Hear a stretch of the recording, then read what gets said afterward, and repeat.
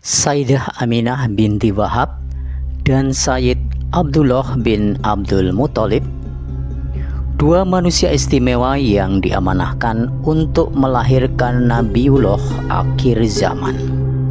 Halo semuanya, Assalamualaikum warahmatullahi wabarakatuh. Menyambut peringatan Maulid Nabi besar Muhammad Sallallahu Alaihi Wasallam, kali ini kita akan mengenal keajaiban-keajaiban yang menyertai kelahiran Nabi besar Nabi akhir zaman Muhammad Sallallahu Alaihi Wasallam. Seperti kita ketahui, baginda Nabi Muhammad lahir pada hari Senin tanggal 12 bulan Rabiul Awal tahun Gajah. Para ulama sepakat tahun Gajah jatuh pada hitungan tahun 570 Masehi. Tahun Gajah dalam sejarah Islam berasal dari sebuah peristiwa besar yang terjadi di Mekah, di mana Abrahah, jenderal perang dari sebuah kerajaan di Yaman, dengan membawa pasukan gajah berniat menghancurkan Ka'bah.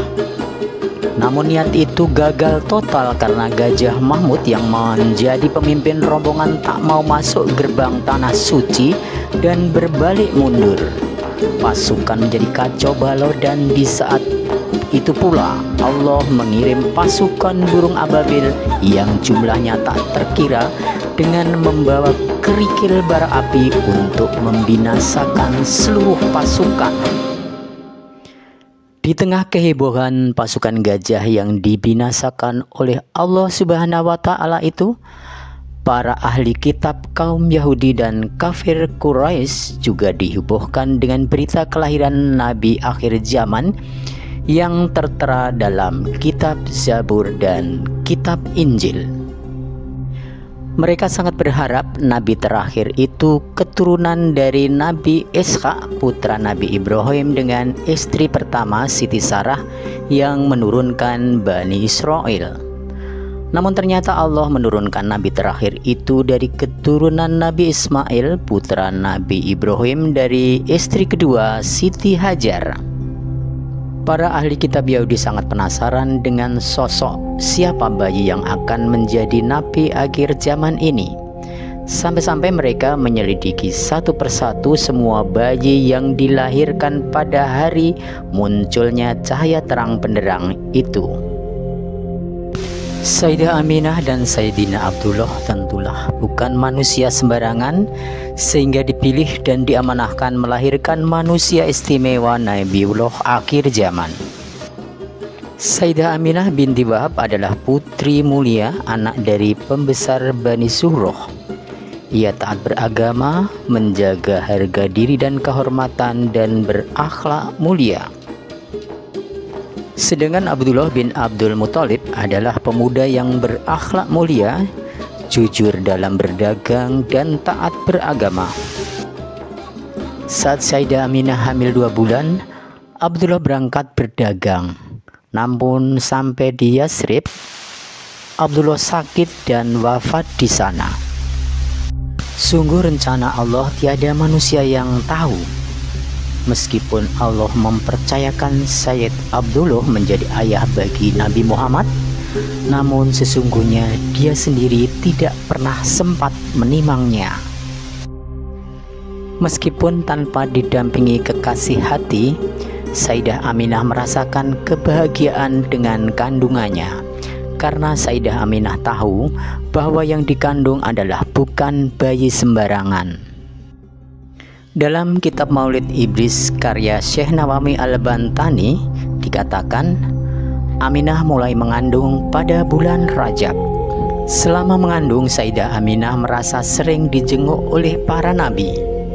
Nabi yang pertama kali menjenguk Aminah adalah Nabi Adam.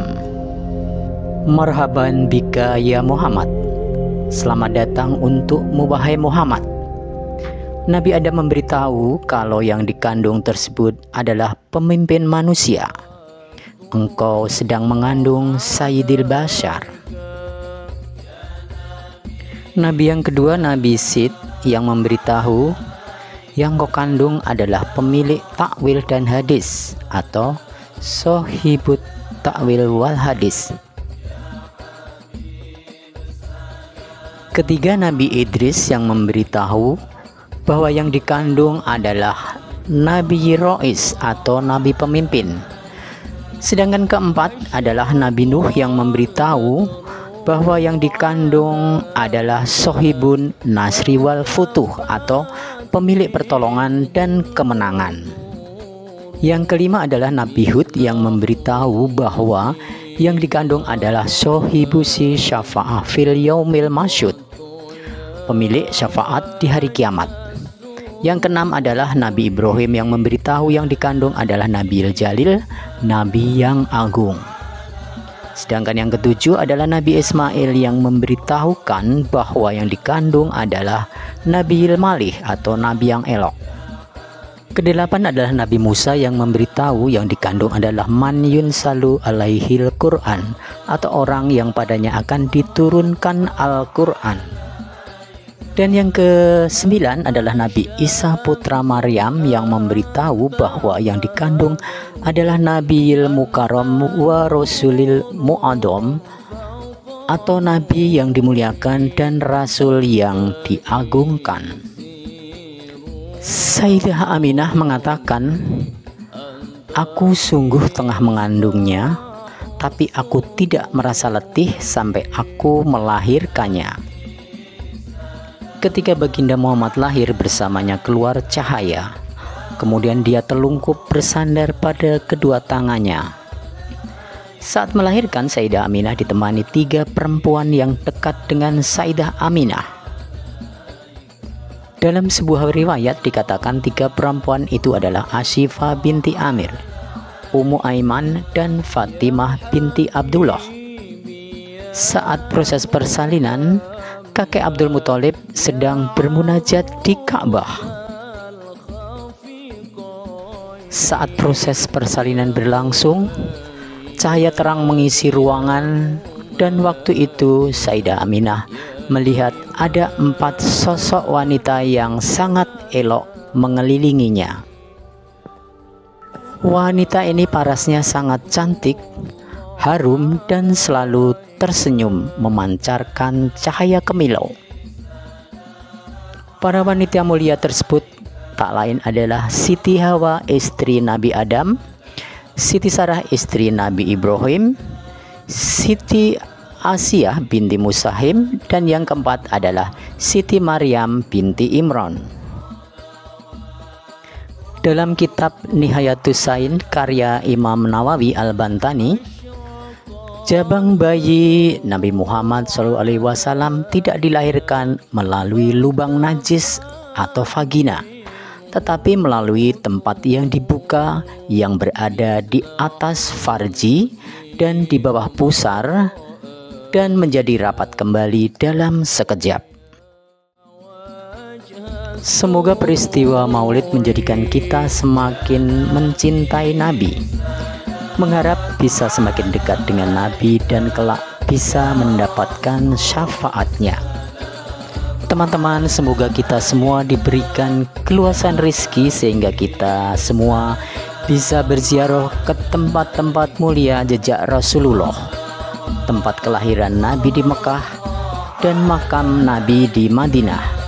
Juga posisi makam Sayyid Abdullah ayahanda Nabi di depan pintu 28 Masjid Nabawi, serta makam Sayyidah Aminah di desa Abwa.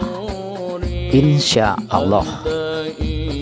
Saya cukupkan dulu video kali ini. Sampai jumpa di video saya selanjutnya. Wassalamualaikum warahmatullahi wabarakatuh.